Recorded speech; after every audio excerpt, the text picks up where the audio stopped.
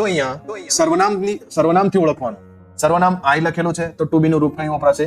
એમ. બસ આ વાક્ય પૂરું. આઈ એમ ઈટ. હું ખાઉં છું. કે અહીંયા સર્વનામ યુ છે તો સર્વનામ યુ સાથે આપણે અત્યારે સમજ્યા કે યુ સાથે કયું ટુ બી નું રૂપ લાગે છે? You are drink. તું પીવે છે. બરાબર. યુ સાથે ટુ બી નું રૂપ કયું વપરાય? આર. હવે હી, શી અને ઈટ આપણે ત્રણે સમજ્યા કે હી, શી, ઈટ જ્યારે લખાતું હોય ત્યારે ટુ બી નું રૂપ શું લખાય છે? ઇઝ. He is sleep. પાછળ શું છે એનાથી કોઈ ફરક પડતો નથી. અહીંયા આગળ સર્વનામથી ટુ બી નું રૂપ લખાય છે. She is read. It is run. તે દોડે છે, તે વાંચે છે. હવે અહીંયા વી નો ઉપયોગ.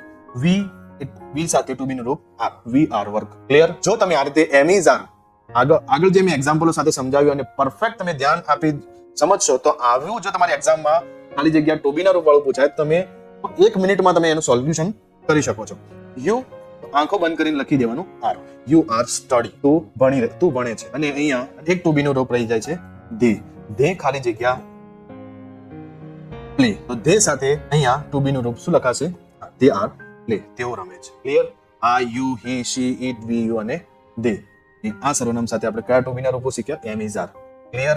કમેન્ટમાં જવાબ માટે એક એક્ઝામ્પલ આપ્યું છે. અહીંયા ટુ બી નું રૂપ કયું આવશે એ મને કમેન્ટમાં લખી આખું સેન્ટેન્સ મને લખીને શેર કરો.